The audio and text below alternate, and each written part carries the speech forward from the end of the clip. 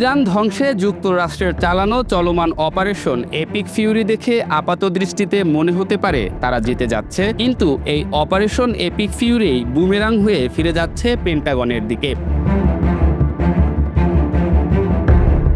ইরানে যুক্তরাষ্ট্রের ক্ষেপণাস্ত্র হামলার তীব্রতাই ভঙ্গুর করে তুলছে সমুদ্রে ভাসতে থাকা যুক্তরাষ্ট্রের রণতরীকে। প্রশান্ত মহাসাগরে দুর্বল হয়ে পড়া নৌসেনারা অপেক্ষার দিন গুনছেন। প্রশ্নবিদ্ধ হচ্ছে যুক্তরাষ্ট্রের রণতরীর যুদ্ধের সক্ষমতা।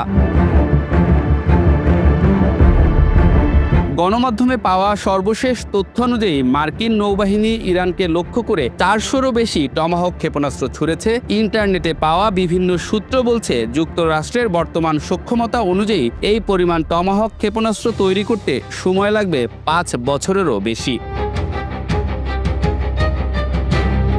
বিশ্লেষকদের দাবি, মাত্র 72 ঘন্টার ব্যবধানে 5 বছর পিছিয়ে পড়েছে যুক্তরাষ্ট্র। রণতরীগুলো ক্ষেপণাস্ত্র শূন্য হয়ে পড়লেই পাল্টা আক্রমণে হয়তো তা সমুদ্রেই ডুবিয়ে দেবে ইরান। কারণ ইতোমধ্যেই বিশ্ববাসী দেখেছে যুদ্ধক্ষেত্রে কতটা বেপরোয়া আর কৌশলী হয়ে উঠতে পারে ইরানের IRGC। টমাহক ক্ষেপণাস্ত্র যুক্তরাষ্ট্রের দীর্ঘ পাল্লার নৌভিত্তিক হামলার প্রধান অস্ত্র।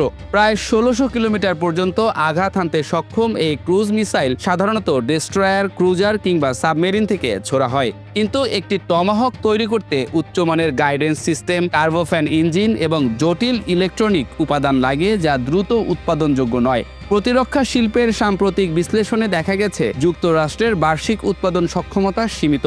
বড় আকারের সংঘাতে ব্যাপক ব্যবহারের পর পুনরায় স্টক পূরণ করা সময় সাপেক্ষ হয়ে দাঁড়ায়।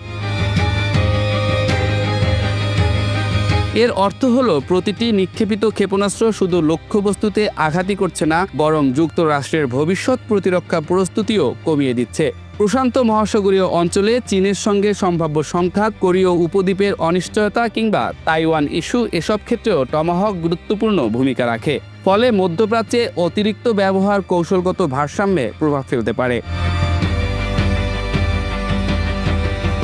অন্যদিকে ইরানও নীরব নয়। ইরানের IRGC নৌশাখা বহু বছর ধরেই অ্যান্টিশিপ ব্যালিস্টিক মিসাইল, ড্রোন এবং উপকূল ভিত্তিক ক্ষেপণাস্ত্র সক্ষমতা বাড়িয়েছে। পারস্য উপসাগরের সংকীর্ণ জলপথে বড় মার্কিন রণতরীগুলো তুলনামূলকভাবে দৃশ্যমান ও ঝুঁকিপূর্ণ। যদি কোনো সময় মার্কিন জাহাজগুলো ক্ষেপণাস্ত্র স্বল্পতায় পড়ে, তবে সেগুলোর প্রতিরক্ষা ব্যবস্থা সীমিত হয়ে যেতে পারে, এমন আশঙ্কাই তুলে ধরছেন কিছু সামরিক বিশ্লেষক।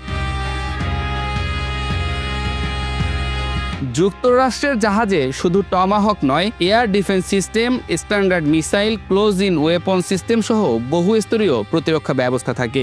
তবুও গোলাবারুদের দ্রুত ক্ষয় কৌশলগত চাপ সৃষ্টি করতে পারে, এটি অস্বীকার করার উপায় নেই। সব মিলিয়ে প্রশ্নটি সামরিকের চেয়ে বেশি কৌশলগত। ইরানে ব্যাপক হামলা চালিয়ে তাৎক্ষণিক সাফল্য পাওয়া গেলেও দীর্ঘমেয়াদে ক্ষেপণাস্ত্র মজুদের ঘাটতি যুক্তরাষ্ট্রের বৈশ্বিক নৌশক্তির উপর চাপ তৈরি করতে পারে।